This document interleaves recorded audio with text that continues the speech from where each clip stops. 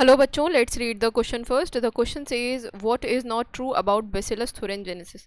तो हमसे ये पूछा गया है कि बेसिलस thuringiensis के रिगार्डिंग यहाँ पर कौन सा स्टेटमेंट जो है वो सही नहीं है। तो अगर हम बात करें हमारे स्टेटमेंट्स की, तो स्टेटमेंट में सबसे पहले हमें दिया हुआ है इट इज़ अ बैक्टीरियम। तो बच्चों बेसिलस यहाँ पर दिया हुआ है, पहले नाम इसका बेसिलस है। तो बेसिलस जो जीनस है उसके ऑर्गेनिज्म कौन से होते हैं, वो होते हैं बैक्टीरियम। तो bacillus thuringiensis is a bacterium, ये बिल्कुल ठीक दिया हुआ है। सेकेंड दिया हुआ है कंट्रोल्स बटरफ्लाई कैटरपिलर्स। तो बच्चों ये भी बिल्कुल ठीक है कि ये बटरफ्लाई के कैटरपिलर्स को कंट्रोल करने में हेल्प करता है। बेसिकली जो बेसिलस thuringiensis है उसके कुछ जीन हमने इंसर्ट करे होते हैं अलग अलग प्लांट के स्पीशीज़ में। जैसे कि अगर हम बात करें बीटी कॉटन की, यहाँ पर बीटी कॉटन की, तो इसके अंदर बेसिलस thuringiensis के कुछ जीन हैं।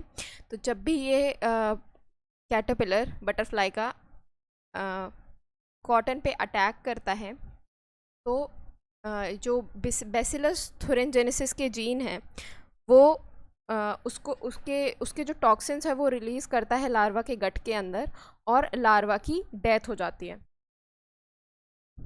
तो ये बेसिकली ये बिल्कुल ठीक दिया हुआ है यहाँ पर। सेकंड वाला स्टेटमेंट कंट्रोल करता है बटरफ्लाई कैटरपिलर्स को, ये ठीक है। थर्ड दिया हुआ है it use to kill all types of insect. तो बच्चों ऑल टाइप्स ऑफ इंसेक्ट नहीं, इसका मेन पर्पस जो है बटरफ्लाई कैटरपिलर्स को कंट्रोल करना है। उसके बाद फोर्थ दिया हुआ है यहाँ पर can be use as bio control agent to protect brassica and fruit trees from pest. तो बच्चों बिल्कुल सही बोला गया है यहाँ पर कि ये as a bio control agent use होता है ब्रासिका फैमिली के, ब्रासिकेसी फैमिली के मेंबर्स के लिए, और कुछ फ्रूट ट्रीज़ के लिए, उन्हें पेस्ट से बचाने के लिए इसे हम यूज़ करते हैं। तो ये बिल्कुल ठीक दिया हुआ है। The scientist have introduce bacillus thuringiensis toxic gene into plant. तो ये ठीक है, जो साइंटिस्ट हैं उन्होंने बेसिलस thuringiensis के कुछ टॉक्सिन्स जीन जो है प्लांट में इंसर्ट कराए। जैसे कि मैंने अभी आपको एग्जाम्पल दिया बीटी कॉटन, या ऐसे बीटी ब्रिंजल भी है, और भी बहुत सारे एग्जाम्पल हैं। और ये जो इस टाइप के क्रॉप्स होते हैं उन्हें हम क्या कहते हैं, GMOs बोलते हैं, जेनेटिकली मॉडिफाइड ऑर्गेनिज्म, या GMP भी बोल सकते हैं, जेनेटिकली मॉडिफाइड प्लांट्स।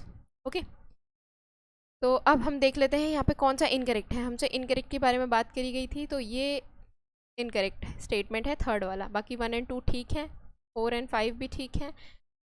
ये हमारा आंसर नहीं होगा, ये भी हमारा आंसर नहीं होगा। 1 और 3 भी करेक्ट है, तो ये भी हमारा आंसर नहीं होगा। करेक्ट आंसर है ओनली 3, तो ये हमारा आंसर हो जाएगा ऑप्शन नंबर ई। होप आप लोगों को ये सोल्यूशन समझ में आया बच्चों। Thank you, all the best.